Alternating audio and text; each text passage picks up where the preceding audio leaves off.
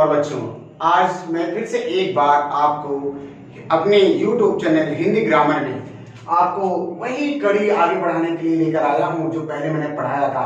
आपको संज्ञा के बारे में मैं बता रहा था, संज्ञा होता है क्या है, या संज्ञा किस प्रकार के शब्द होते हैं, उसी की चर्चा की थी मैंने और उसी को मैं आगे बढ़ाने की कोशिश कर रहा हूँ। आज से पहले मैंने आपको संज्ञा के शब्दों के बारे में बताया था और संज्ञा के शब्दों के बारे में बताने के साथ साथ मैंने 2-3 बातों की चर्चा हमने की थी।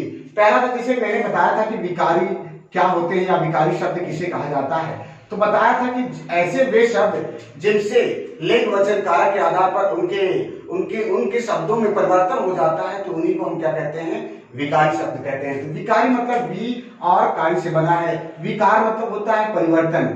विकार मतलब क्या होता है, परिवर्तन। मतलब वे शब्द जिन पर लिंग वचन कारक का प्रभाव पड़ता है तो वे शब्द अपने रूप से बदल जाते हैं, तो थोड़ा सा उनमें अंतर आ जाता है। जैसे एक शब्द मैंने कह दिया लड़का शब्द, क्या कह दिया, लड़का शब्द।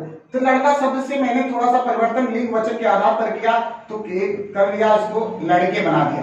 तो यह कहने का मतलब मैंने वचन के आधार पर इस शब्द का परिवर्तन कर लिया। तो विकारी शब्द वही होते हैं जिनका लिंग वचन कारक के आधार पर जिन शब्दों का परिवर्तन होता जाता है उसी को हम क्या कहते हैं, विकारी शब्द। तो विकारी शब्द में हमने पहला पॉइंट ये पढ़ा था कि संज्ञा, क्या पढ़ा था, संज्ञा पढ़ा था। और संज्ञा के आधार पर मैंने जो 5 प्रकार के इसके भेद बताए थे, उनमें से पहला भेद हम बता चुके हैं, आपको उस पर चर्चा कर ली गई थी। वह पहला भेद था आपका व्यक्तिवाचक संज्ञा। क्या था, व्यक्तिवाचक संज्ञा था। और दूसरे भाग की भी चर्चा मैंने की थी, वह था आपका जातिवाचक संज्ञा।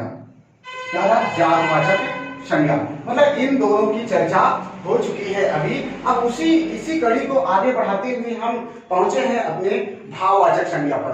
भाववाचक संज्ञा होती क्या है, पहले तो ये समझिए कि व्यक्तिवाचक और जातिवाचक के जो शब्द होते हैं उन्हीं का अपना एक भाव होता है। कहने का मतलब भाववाचक संज्ञा वे शब्द होते हैं जिस संज्ञा शब्द से किसी व्यक्ति की बात की जाए, किसी वस्तु की बात की जाए, किसी प्राणी की बात की जाए या किसी पदार्थ की बात की जाए, इनके गुण या धर्म, दशा या अवस्था तथा क्रिया का, व्यापार आदि का बोध होता है, उसी को हम क्या कहते हैं, भाववाचक संज्ञा कहते हैं। एक बात सिंपल समझिए कि भाववाचक संज्ञा और संज्ञाओं से कैसे अलग है, कैसे भिन्न हो जाती है। आप समझिए कि जितने भी, चाहे जो भी प्राणी की बात की जाए, चाहे व्यक्तियों की बात की जाए, चाहे पदार्थों की बात की जाए, इन सभी का अपना एक गुण होता है, अपना एक धर्म होता है और गुण धर्म के आधार पर ही, उनकी भावनाओं के आधार पर ये पहचाने जाते हैं। तो सिंपली आप एक उदाहरण से मैं बताना चाहता हूं कि जैसे एक पानी शब्द है, एक शब्द पानी है, क्या, पानी, उसको, यह पानी शब्द अपनी गुण या धर्म के आधार पर जाना जाता है। वह क्या है, वह शब्द शीतलता। शीतलता, तो ये शीतलता इस पानी शब्द का क्या है, गुण धर्म, और यही शीतलता शब्द आपका क्या हो जाता है, भाववाचक संज्ञा हो जाता है। पानी जो है आपका क्या है, आपका जातिवाचक संज्ञा है और इसी को हम भाववाचक में परिवर्तित कर लेते हैं। तो जैसे इसका भाव क्या होता है, शीतलता।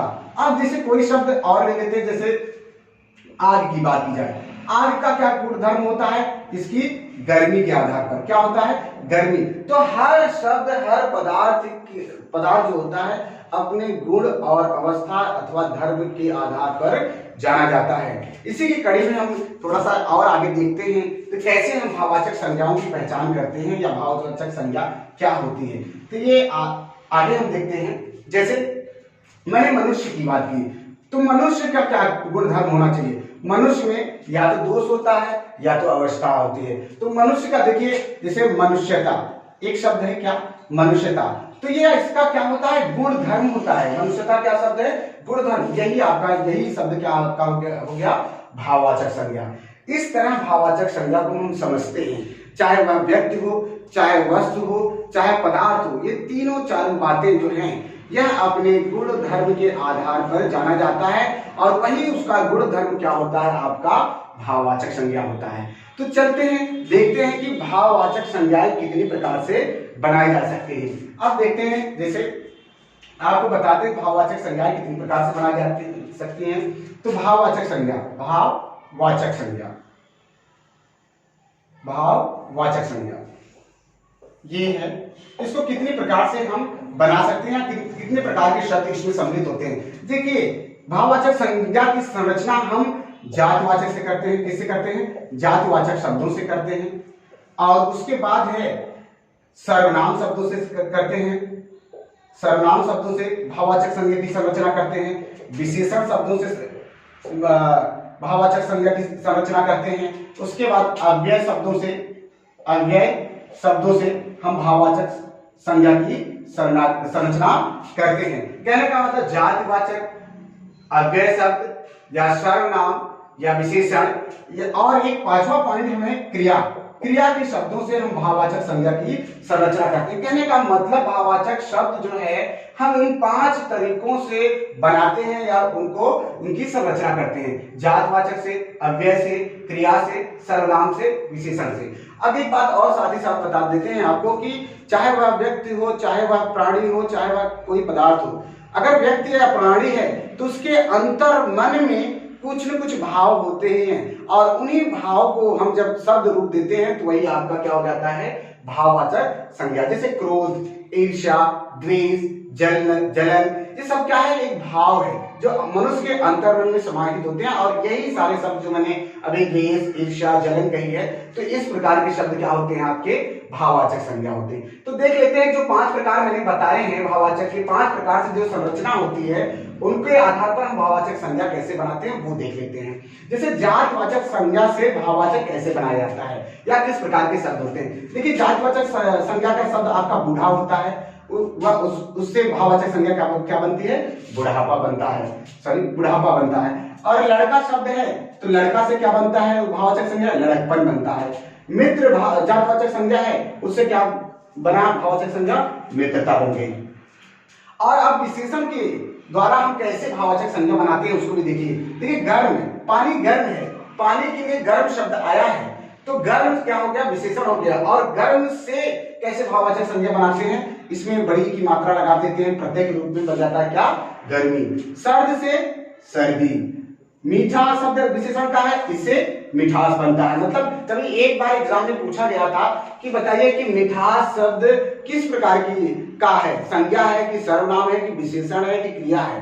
तो बहुत सारे लोगों ने इसको विशेषण बताया था, लेकिन विशेषण शब्द मीठा होता है और उसमें आस प्रत्यय मिलाकर क्या बना लिया जाता है? भाववाचक संज्ञा मिठास। अब देखिए सर्वनाम से कैसे हम भाववाचक संज्ञा बनाते हैं उसके कुछ शब्दों का उदाहरण ले लेते हैं। जैसे अपना शब्द है तो उससे बन गया अपनापन, पर प्रत्यय मिलाकर। मम है तो ममत्व, त्व प्रत्यय मिला के। निज शब्द है तो निजत्व है, तो इसमें त्व प्रत्यय मिलाकर हमने क्या बना लिया? भाववाचक संज्ञा बना ली। अब देखिए क्रिया से कैसे भाववाचक संज्ञा बनाते हैं। क्रिया मतलब जानते हैं कि जो भी कार्य हमारे द्वारा किया जाता है, जैसे चलना, दौड़ना, भागना, फिरना, ये सब क्या होते हैं? क्रिया के शब्द होते हैं। और उन क्रियाओं के शब्दों से हम कैसे भाववाचक संज्ञा बनाते हैं उसको देख लेते हैं। जैसे घबराना क्या है? एक प्रकार की क्रिया है और इसमें आहट प्रत्यय लगाकर हमने क्या बना लिया? भाववाचक संज्ञा बना लिया। चढ़ना, देखिए ये क्रिया है चढ़ना और इसमें प्रत्यय मिला लिया क्या? आई, और बन गया क्या? चढ़ाई। ये क्या? भाववाचक संज्ञा। बहना से बहाव, आव प्रत्यय मिला लिया और क्या बन गया? बहाव से भाववाचक संज्ञा बनी है। अब अव्यय से भाववाचक, अव्यय मतलब क्रिया विशेषण, इन सब शब्दों से हम कैसे भाववाचक संज्ञा बनाते हैं वो भी देख लेते हैं। जैसे दूर से क्या बना है? दूरी, प्रत्यय मिला लिया। समीप से समीप, ये सब शब्द बने। मतलब कहने का दूरी, समीप, चढ़ाई, बहाव, निजित, ममत्व, अपनापन और गर्मी, सर्दी, मिठास, बुढ़ापा, लड़कपन, मित्रता, ये आज जो ये सभी शब्द हैं ये सभी क्या है? भाववाचक संज्ञा के उदाहरण है। एक चीज और आपको बहुत महत्वपूर्ण बताना चाहता हूं कि देखिए जातवाचक संज्ञा के बारे में मैंने आपको संज्ञा पढ़ाई थी। जब जातवाचक संज्ञा के शब्दों को बताया था, पहचान कराना, तो उसमें एक बात बताया था कि जातवाचक संज्ञाओं का बहुवचन हो सकता है। मतलब जातवाचक संज्ञाएं बहुवचन में होती हैं, लेकिन भाववाचक के लिए एक बहुत इंपॉर्टेंट बात है कि भाववाचक का बहुवचन नहीं होता। मतलब बहुवचन इसमें प्रयोग नहीं होता, बहुवचन के शब्दों का प्रयोग इसमें नहीं होता है। तो ध्यान में रखिएगा कि भाववाचक के जो भी शब्द होंगे उनका बहुवचन नहीं बन सकता। एक ही बात, अगर जातवाचक जैसे शब्द दिया बूढ़ा, तो बूढ़ा का बूढ़ो हो सकता है लेकिन बुढ़ापो नहीं हो सकता।